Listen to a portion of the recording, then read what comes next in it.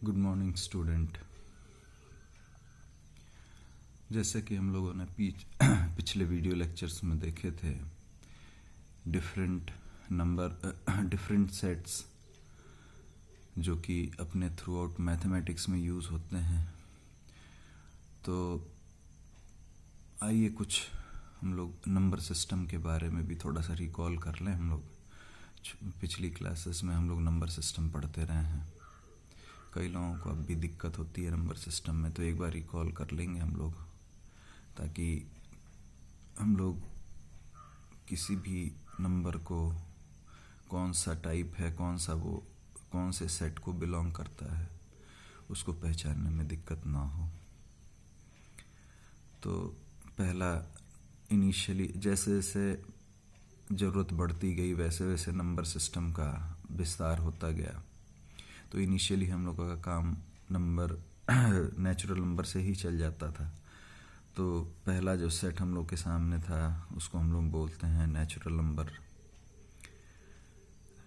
और इसमें नंबर्स ये होते हैं 1 2 3 4 एंड सो ऑन। और नेचुरल नंबर के सेट को हम लोग कैपिटल एन से डिनोट करते हैं, हम लोग देख चुके हैं। फिर इसमें जीरो था नहीं, फिर जीरो की जब रिक्वायरमेंट हुई तो इसी नंबर सिस्टम में जीरो इंक्लूड कर दिया गया।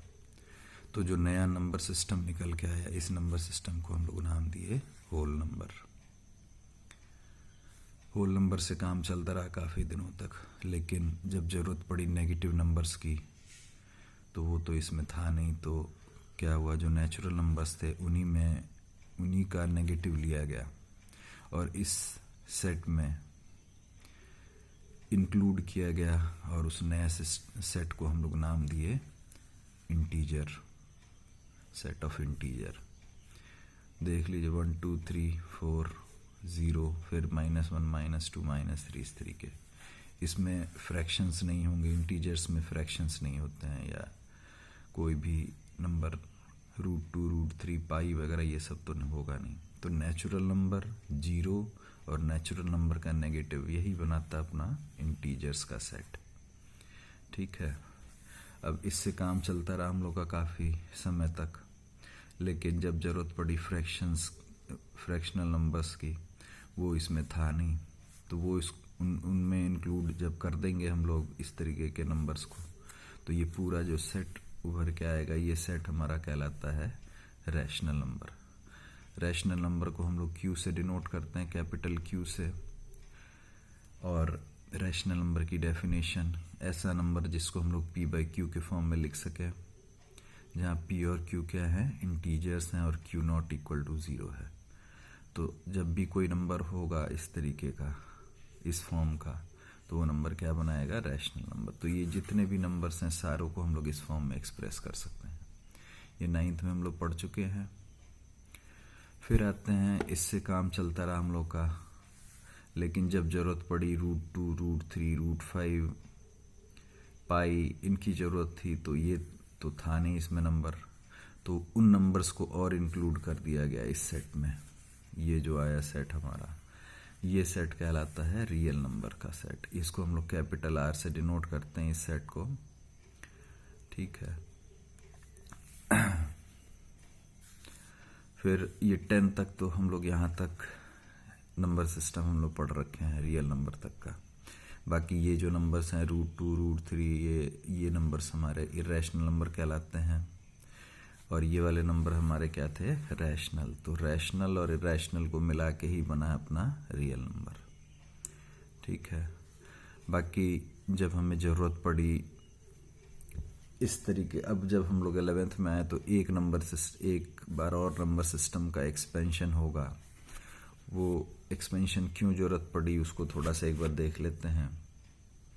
जैसे मान लीजिए ये इक्वेशन है x² + 1 = 0, या ये वाला इक्वेशन है x² + 4 = 0, और इस इक्वेशन को हमें सॉल्व करना है। इसका मतलब क्या है कि हमें वो x बताना है जिसके लिए जब इसमें रखें तो उसका आंसर, उसका स्क्वायर करें तो आंसर -1 आए। तो ऐसा कोई भी रियल नंबर नहीं है जिसका स्क्वायर करें तो नेगेटिव में वैल्यू आए। यहाँ पे भी वही है। तो वैसे तो हम लोग 10 तक ये लिखते रहे कि इस इक्वेशन का कोई भी सलूशन नहीं होगा, लेकिन वो तब बात थी जब हमारे पास नंबर सिस्टम केवल रियल नंबर ही था।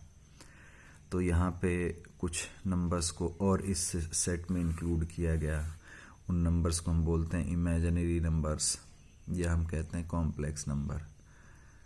उसमें हम लोग, यूलर एक मैथमेटिशियन थे, उन्होंने डेवलप किया था, वो सिंबल दिया था जिसमें रूट ऑफ -1 को हम लोग आई से डिनोट करते हैं।